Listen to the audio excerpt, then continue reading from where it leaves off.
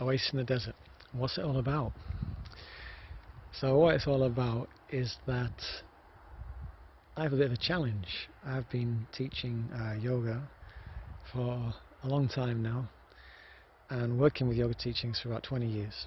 And during this time they've been so helpful for me as I've navigated the various challenges that we all inevitably face in life, I think. And I've come to feel that many people are really thirsting for a lot of the practical teachings that are already there in many of our ancient wisdom traditions. And yoga's got so much to offer people in the world today. But often people don't realize how much practical wisdom and useful stuff yoga has to offer us.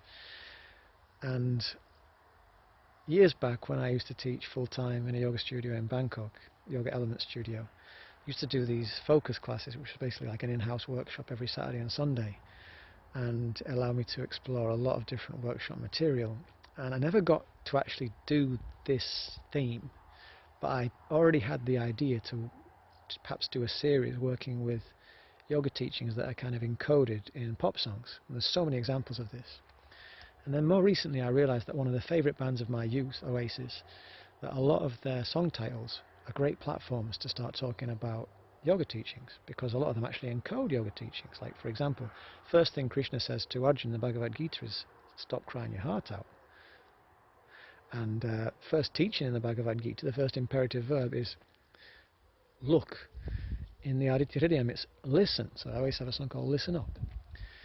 What do we do in the morning? We do Sri Namaskara, we turn up the sun and we invite morning glory.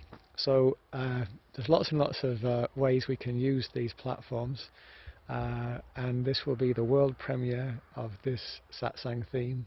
There's lots of different ways it can go. It'll depend a little bit who comes and what Oasis songs are their favourites, because there's a whole double album of possibilities.